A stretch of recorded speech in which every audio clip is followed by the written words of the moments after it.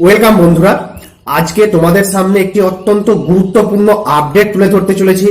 এই আপডেটটি পাওয়ার পর আমিও কিন্তু যথেষ্ট পরিমাণ অবাক হয়ে গিয়েছিলাম। কিন্তু এই আপডেট কতখানি সত্য, কেন এই আপডেটটি উঠে আসছে, সমস্ত তথ্যটি তোমাদের সামনে আজকে বিশ্লেষণ করে দেবো।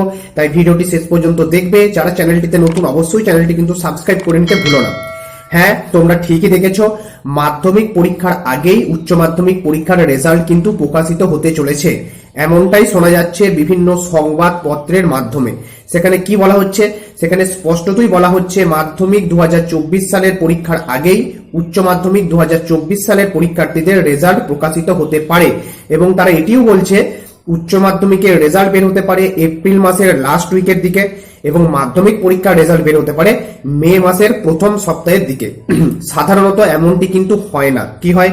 যেহেতু মাধ্যমিক পরীক্ষা উচ্চ মাধ্যমিক পরীক্ষার আগে হয়, তাই মাধ্যমিকের রেজাল্ট আগে বের হয়, তারপর কিন্তু উচ্চ মাধ্যমিকের রেজাল্ট বের হয়ে থাকে। এমনটি কোথাও বাধা ধরা কিন্তু নিয়ম নেই যে মাধ্যমিকের রেজাল্ট আগেই বের হবে তারপরই উচ্চ মাধ্যমিকের রেজাল্ট বের হবে। কিন্তু স্বাভাবিক নিয়ম এটি, যেহেতু মাধ্যমিক পরীক্ষা আগে হয়, বিগত বছরগুলিতেও কিন্তু এমনটি হয়েছে। মাধ্যমিকের রেজাল্ট প্রকাশিত হয়েছে প্রথম, তারপর উচ্চ মাধ্যমিকের রেজাল্ট কিন্তু প্রকাশিত হয়েছে। কিন্তু এই বছর এর উল্টোটি হতে চলেছে, এমনটি দাবি করছে বিভিন্ন সংবাদ মাধ্যম। এমনটি যদি হয়েও থাকে অবাক হওয়ার কিছু নেই। তার কারণ হচ্ছে এই ভোটের ডামাডলের মধ্যে উচ্চ মাধ্যমিক শিক্ষা সংসদ যদি চায় তারা কিন্তু রেজাল্ট আগে পাবলিশ করতে পারে। তার কারণ উচ্চ মাধ্যমিকের রেজাল্ট যেদিন ওয়েবসাইটে আপলোড করা হয় সেই দিন বা তার পরের দিনই ছাত্রছাত্রীরা কিন্তু হাতে রেজাল্ট এবং সার্টিফিকেট পায় না।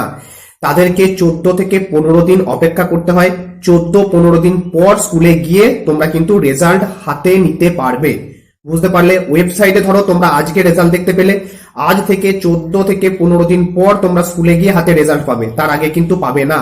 মাধ্যমিকের ক্ষেত্রে এমনটি হয় না। যেদিন মাধ্যমিকের রেজাল্ট ওয়েবসাইটে আপলোড করা হয় সেই দিনই বা ঠিক তার পরের দিন ছাত্রছাত্রীরা স্কুল থেকে তাদের রেজাল্ট এবং সার্টিফিকেট সংগ্রহ করে নিতে পারে।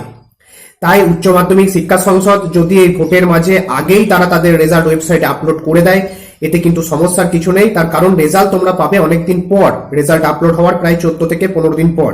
কিন্তু এই তথ্য কতখানি সত্য তা আমি জানি না। তার কারণ হচ্ছে পর্ষদের ওয়েবসাইটে এই সম্পর্কে কোনো রকম তথ্য, কোনো রকম আপডেট এখনো প্রকাশ করা হয়নি।